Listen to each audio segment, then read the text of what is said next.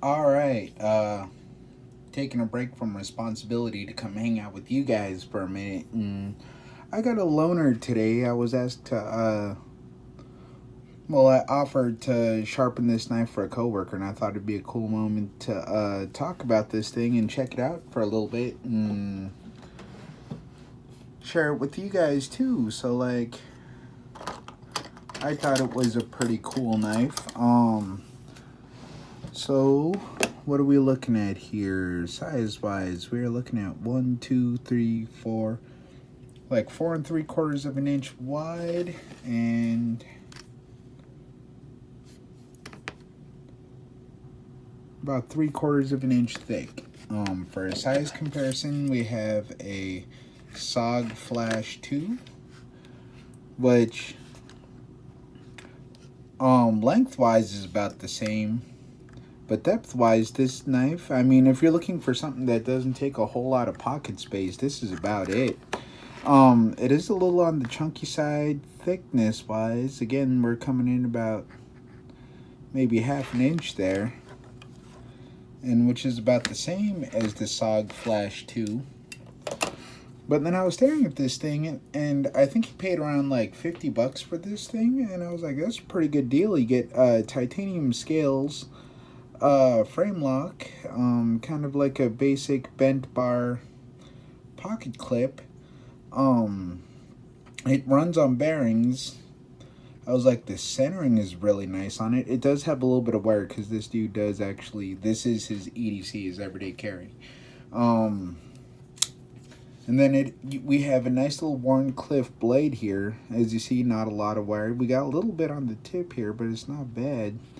But we got D2 steel, made by Tactialgeas, and then the overall length about 8 inches. Blade wise, actually cutting blade, we got 1, 2, 3, like 3 1/4 inch here, and not the smoothest closing for a bearing knife, but the opening is super smooth, super nice. I did try to get this thing apart. The screw here, because it has one single pillar here and like a little brace bar here, and then your blade stop. It's super simple, but I couldn't get this thing apart because this has a free spinning Chicago screw on the back, and you have like a 7T torque here on the front, flipper. But I mean, aside from this free spinning pivot, I was like super impressed with this knife so far. The was it, you got a steel insert on a titanium frame lock, super lightweight, super simple. The design is super cool with these milled out and holes here. For as angular it is, it's not a sharp knife. Like, even these inside corners feel like they're chamfered so they don't mar you up. So I mean, for the price, this is like a super awesome knife. Checking the straightness of the edge there.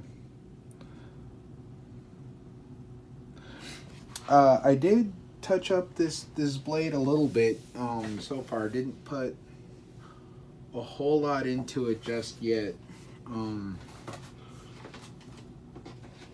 I did get it hair popping. I'm just trying to see if I have any extra paper lying around here. Looks like I do not.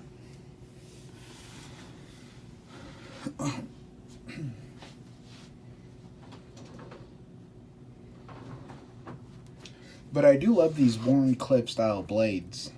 They're super nice. I mean, especially for like a utility style knife, like something you can be cutting cardboard with, opening boxes. This shape of blade is really nice. But yeah, but I've been loving this so far. Like I said,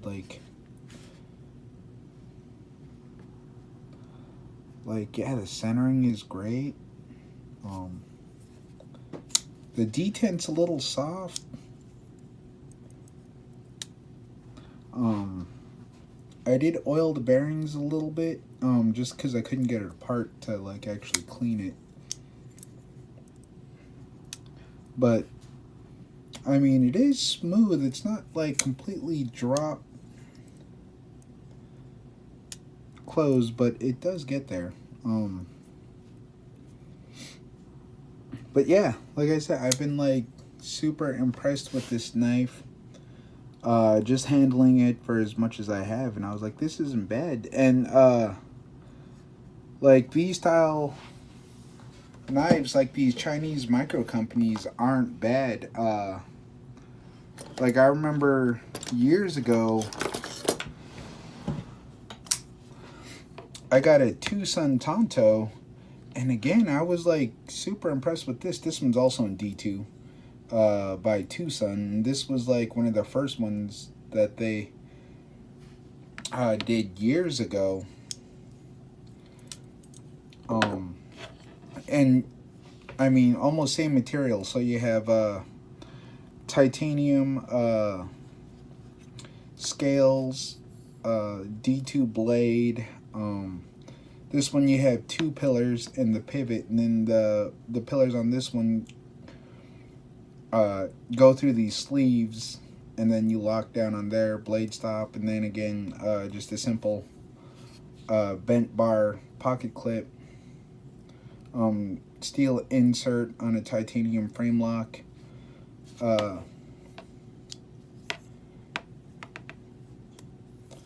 Again, not the smoothest closing and opening. This one does feel a little more smoother opening, but I think that's just because the blade stock is so thick and so heavy.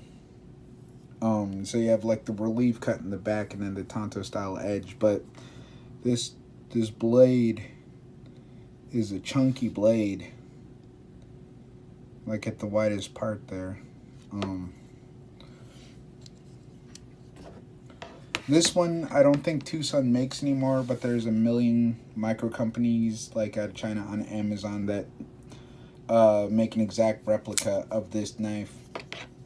But yeah, I mean, like I said, for these Chinese micro companies, like they're doing pretty good. I mean, with the D2 and the titanium combo, and especially with them being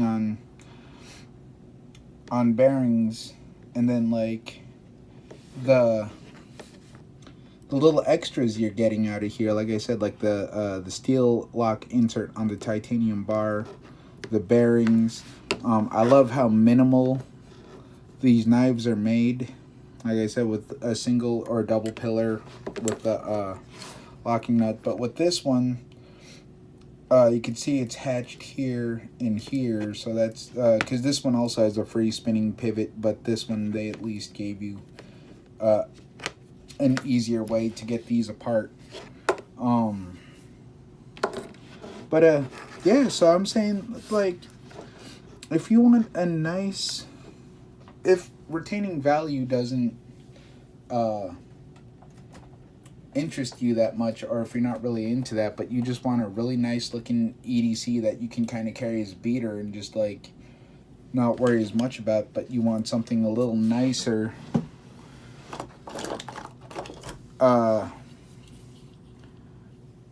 looks wise than like an H&K, which is basically Benchmade, or like the SOG. Because these two knives, when they were new, cost about the same as these knives. So like you're paying around $50-$60 for something like this, where you're getting ABS handles with steel frames.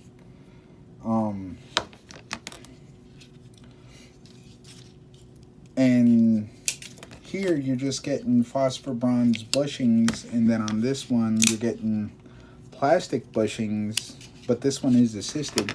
But again, for the same price, having titanium scales put on bearings, I mean, it's crazy going from like 10 to 15 years ago to what you can get now for the same amount of money. Um, is insane. And then like I just want to talk about that comparison in these utility. I mean, these look like high-end knives, but you're paying the price for like a utility style knife. Um, and I think there's just great value in it. Yeah, so if you're looking for like a really nice titanium stylized like artsy knife, I'd say head to Amazon and type in, titanium pocket knife, and I think you'll find some great deals on some really sweet looking titanium knives out there. The one thing is though is like when you're dealing with D2, and then so I told my coworker when he bought this one, because in the summer he does do a lot of fishing and a lot of outdoorsy stuff, is I was just like, you got to watch the humidity and you got to watch the water when you're around this, because the D2 would be a lot more corrosive than, say, a stainless steel. So with these knives, you kind of overpaid with the H&K, because you get a 9 CR13 and I paid probably around 70. And then same with the SOG. The SOG, I love the shape, I love the size, but whatever the steel they use for these, whether it's like an 8CR or like a 420HC, they keep theirs a little on the soft side, so like you're sharpening the SOG a lot, where the D2 is a lot harder steel, but so you're getting a nice utility steel out of this. But like I said, since it is a tool steel, like a steel you make knives that you make tools out of, it's gonna hold an edge decently well, like pretty good. But like I said, the corrosiveness of it is gonna be a big factor in this knife. So if you get one of these, like I said, if you're gonna clean it up, alcohol pads,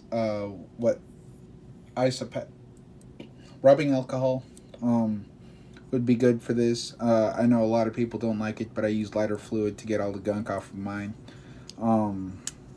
And then drying it well, because like I said, these will be a little more susceptible to rust and corrosion.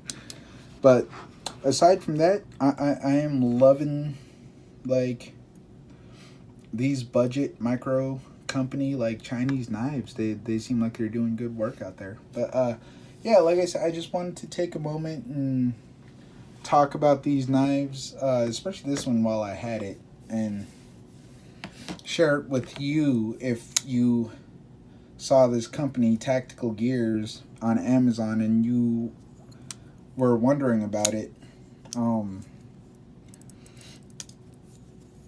Yeah, I mean, it's a super knife. I'd recommend it. I say if you're looking at these, go ahead and get one, because like it's a pretty sweet knife.